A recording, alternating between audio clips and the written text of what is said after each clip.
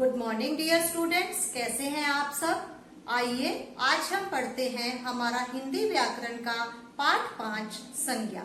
जैसा कि आप पिछली कक्षाओं में भी पढ़ चुके हैं कि संज्ञा किसे कहते हैं और संज्ञा के कौन कौन से भेद हैं, जैसे कि व्यक्तिवाचक संज्ञा, जातिवाचक संज्ञा, भाववाचक संज्ञा।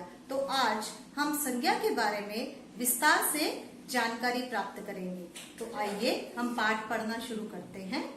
आइए अब हम अपना हिंदी व्याकरण का पाठ 5 संज्ञा पढ़ते हैं। देखिए, पढ़िए और समझिए। तनु, आज तुम इतनी जल्दी घर क्यों जा रही हो? आज मुंबई से मेरे दादा दादी शालू और वैभव आ रहे हैं। मेरे लिए नए नए खिलौने, चॉकलेट और सुंदर सी फ्रॉक भी लाएंगे। अरे वाह, अब तो तुम्हें राजा रानी और परियों की खूब कहानियां सुनने को मिलेंगी। तुम भी मेरे घर आना, उनसे मिलकर तुम्हें खुशी होगी। अब देखिए, उपयुक्त बातचीत में रंगीन शब्द नाम का बोध करा रहे हैं। आइए देखें कौन कौन से नाम हैं। व्यक्तियों के नाम: तनु, दादा दादी, शालू, वैभव, राजा रानी, परियों।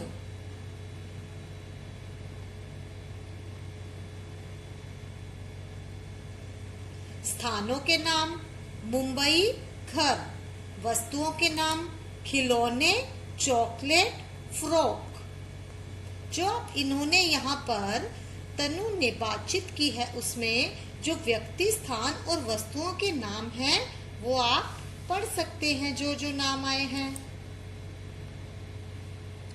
भाव के नाम हैं यहाँ पर खुशी, उल्लास। यहाँ पर तनु, दादा दादी, शालू, वैभव, राजा रानी और परियां व्यक्ति की ओर, घर और मुंबई जगह की ओर, चॉकलेट, खिलौने और फ्रॉक वस्तु की ओर तथा खुशी भाव की ओर संकेत कर रहे हैं। अतः हम कह सकते हैं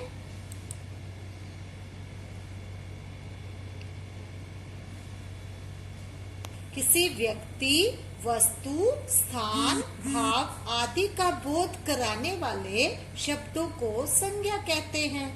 अब हम पढ़ेंगे संज्ञा के भेद। संज्ञा के 3 भेद होते हैं: व्यक्तिवाचक संज्ञा, जातिवाचक संज्ञा, भाववाचक संज्ञा।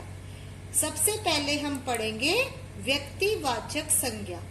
जिन संज्ञा शब्दों से विशेष व्यक्ति, वस्तु, स्थान आदि के नाम की जानकारी मिले, वे शब्द व्यक्तिवाचक संज्ञा कहलाते हैं। जैसे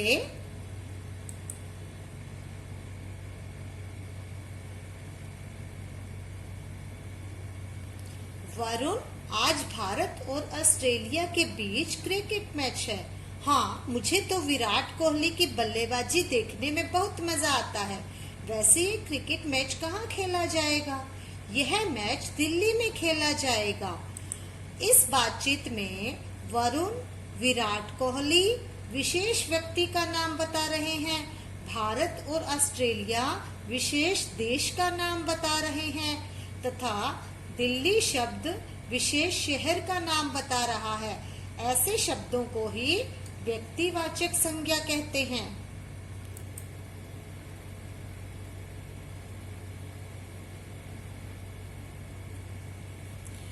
जातिवाचक संज्ञा: जिन संज्ञा शब्दों से एक ही जाति अथवा वर्ग का बोध हो, उन शब्दों को जातिवाचक संज्ञा कहते हैं। जैसे दादाजी, आप इस कुत्ते को कहाँ लेकर जा रहे हो?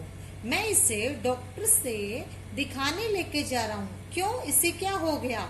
इसे चोट लग गई। इस बातचीत में दादाजी, कुत्ता और डॉक्टर शब्द किसी विशेष प्राणी के बारे में नहीं बता रहे, बल्कि प्राणी जाति के बारे में बता रहे हैं। इसी तरह अस्पताल शब्द किसी विशेष जगह के बारे में नहीं बता रहा, बल्कि इमारत जाति के बारे में बता रहा है।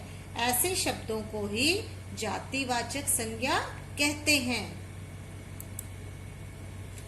भाववाचक संज्ञा: जिन संज्ञा शब्दों से किसी भाव, गुण, दोष, अवस्था आदि की जानकारी मिले उन्हें भाववाचक संज्ञा कहते हैं। जैसे हरियाली देखकर कितना अच्छा लगता है ना, हाँ चलो दौड़ लगाएं, अभी थकान लग रही है, थोड़ी देर बाद दौड़ लगाते हैं, ठीक है।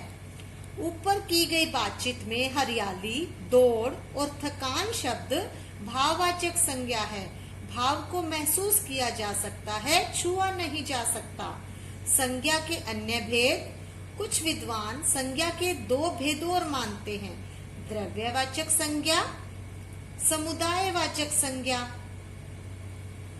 द्रव्यवाचक संज्ञा, जिन संज्ञा शब्दों से किसी द्रव्य पदार्थ, धातु आदि का बोध हो उसे द्रव्यवाचक कहते हैं। जैसे लड़का पानी पी रहा है, यह चांदी का चम्मच है।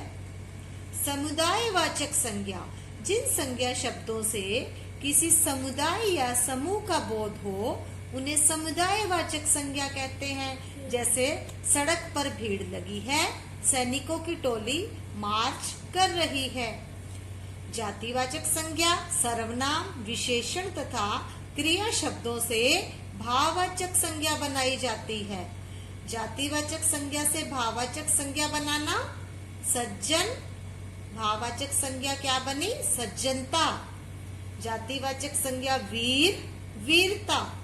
शत्रु, शत्रुता। देव, देवत्व। मानव, मानवता। मित्र, मित्रता। मनुष्य, मनुष्यता। बच्चा, बचपन। नारी, नारीत्व। शिशु, शैशव। सर्वनाम शब्दों से भाववाचक संज्ञा बनाना। निज, निजता। अपना, अपनापन। मम, ममता या ममत्व। स्व, स्वतव। विशेषण शब्दों से भाववाचक संज्ञा बनाना। विशेषण एक, भाववाचक संज्ञा एकता। सरल, सरलता। कायर, कायरता। लोभी, लोभ। ठंडा, ठंडक। खट्टा, खटास। महान, महानता। निर्बल, निर्बलता। गरम, गर्माहट। शुद्ध, शुद्धता। नम्र, नम्रता। मोटा, मोटापा। भला, भलाई। लंबा, लंबाई। सुंदर, सुंदरता। विशेषण शुद्ध, शुद्धता। भूखा, भूख। क्रिया शब्दों से भाववाचक संज्ञा बनाना। चीखना, चीख। पुकारना, पुकार। बचना, बचाव। लड़ना, लड़ाई। मुस्कुराना, मुस्कान। चढ़ना, चढ़ाई। मांगना, महानता, महान, महानता। कमाना, कमाई। चाहना, चाह। उड़ना, उड़ान। कुछ अन्य। निकट, निकटता। समीप, समीपता।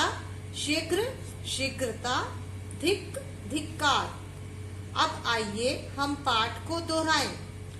जिन शब्दों से व्यक्ति, प्राणी, स्थान, वस्तु, भाव आदि की जानकारी मिले वे शब्द संज्ञा कहलाते हैं। संज्ञा के तीन भेद होते हैं, व्यक्तिवाचक संज्ञा, जातिवाचक संज्ञा, भाववाचक संज्ञा। जिन शब्दों से विशेष व्यक्ति, प्राणी, वस्तु और स्थान आदि के नाम का बोध हो उन्हें व्यक्तिवाचक संज्ञा कहते हैं। जिन शब्दों से एक ही जाति अथवा वर्ग की जानकारी मिले वे शब्द जातिवाचक संज्ञा कहलाते हैं। जिन शब्दों से व्यक्ति के मन में भाव, गुण, दोष, अवस्था और कार्य की जानकारी मिलती है वे शब्द भाववाचक संज्ञा कहलाते हैं। जातिवाचक संज्ञा सर्वनाम, विशेषण और क्रिया में कुछ शब्द जोड़कर भाववाचक संज्ञा बनाई जाती है। हिंदी में अंग्रेजी व्याकरण के प्रभाव से दो संज्ञाएं और मानी गई हैं, समूहवाचक संज्ञा, द्रव्यवाचक संज्ञा।